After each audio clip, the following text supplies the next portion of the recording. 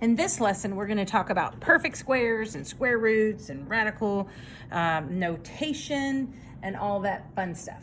So on perfect squares, I know, again, this is going to be a review for you, but when you have the square of an integer, it is called a perfect square. And you can think of that because when you look at a square, what do you know about it? Well, it's the same on all sides. So if you know the side is 2 times 2, the area is 4. 3 times 3, the area is 9. 4 times 4, 16. 5 times 5, 25. 36, 49, 64, 81, and 100. So these are all perfect squares, and you should have them memorized up until 10. That's an expectation, is that you have those memorized up until 10.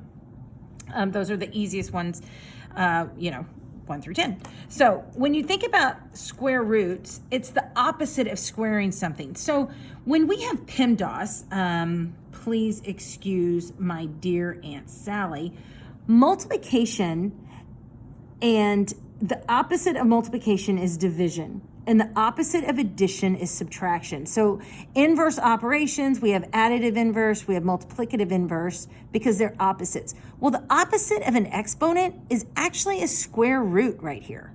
So these are inverse operations too. So the opposite of squaring a number is finding the square root.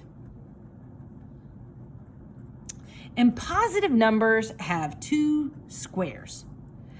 Why? Because what numbers can you square to get 16? Well, you can square 4 times 4, or you can square a negative 4 times a negative 4, and you still get a positive 16. So positive numbers have 2 square roots, both the positive version and the negative version. And negative numbers have 0 square roots. Why is that? Because if you ask to do the square root of negative 4, there are no 2 numbers that can give you a negative number. 2 times 2 gives you a positive, and a negative 2 times a negative 2 gives you a positive. So this is not possible. You cannot have a square root of a negative number. What number has only 1 square root? Well, if you guess 0, you would be correct. There is only 1 square root of 0, which is 0. Let's talk about some vocab here. This is the radical sign. This right here. The radical sign is used to indicate the square root of x. So if I said square root of x is used to indicate the positive square root of x, and this negative when it's outside is used to indicate the negative square root of x. So it's written in a specific way. So if I asked you the radical notation of square root of 49, it would be 7 because it's positive outside of here. 3, negative 2 because the negative is outside of here, and the square root of 4 is 2. If you have a negative outside, I know my answer is going to be negative 17, negative 14, positive 22. How do you take the square root of a fraction? Easy. You take the square root of the numerator and the square root of the denominator. Square root of 1 is 1, square root of 16 is 4. So 1/4 would be my answer. It's negative outside of here, so the square root of 81 is 9, the square root of 25 is 5, and my answer is negative 9/5. Square root of 49 is 7, square root of 144 is 12, so 7/12. If I look, I'm circling just the values that have a perfect square. 9 is a perfect square. 32 is a non-perfect square. 50 is a non-perfect square. 121 is a perfect square because 11 times 11. 1 is a perfect square because 1 times 1 is 1. 160 is a non-perfect square. 64, 8 times 8 is 64. 200 is a non-perfect square. And 324 is a perfect square. So anyone that is not a perfect square is called a non-perfect square. And that's perfect versus non-perfect. All right, let's take a look at the next page. When we estimate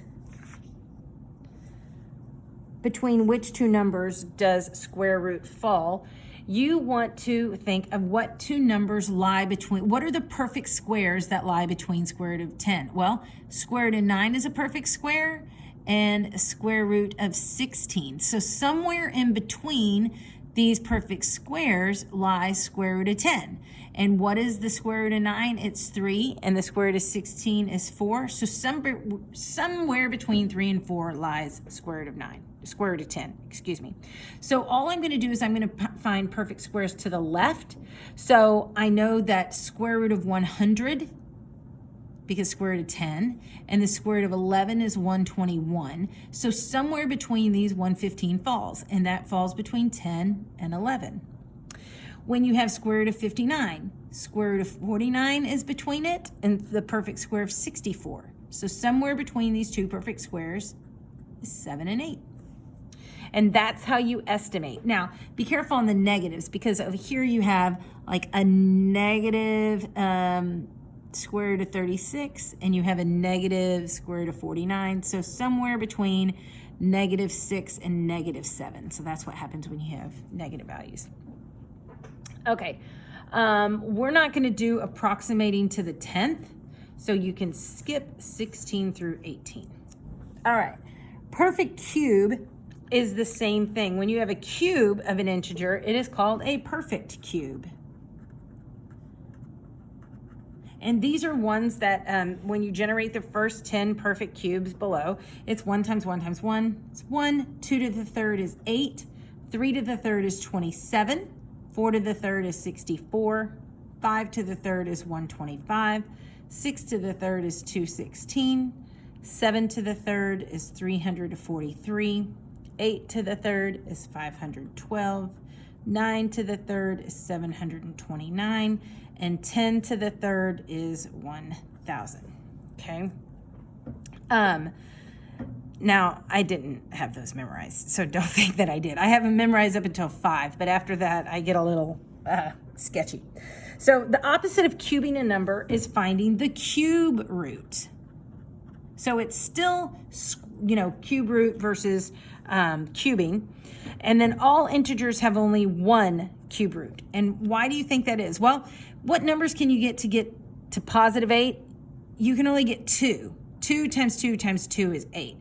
You can't have a -2 and a +2 and a -2. So there's only one number that can get you to the cube of 8. Look at -8. Is there one number that gets me to -8? Yeah, -2 times -2 times -2, negative times negative is positive, positive times a negative is a negative. So -2, that's just one cube root. One cube root. And then when you write the radical sign like this, where 3 is the outside, it's understood to be the cube root. Okay? So if I want to find, the cube root of 64, these are all going to be perfect. So I'm looking up here, and it's going to be +4. The cube root of 343 is 7. The cube root of -27 is going to be a -3. The cube root of -1 is -1. The cube root of 2,197, I'm going to cheat and tell you that it's -13. And the cube root of 512 is 8. So that's just kind of a refresher in cube root and square roots.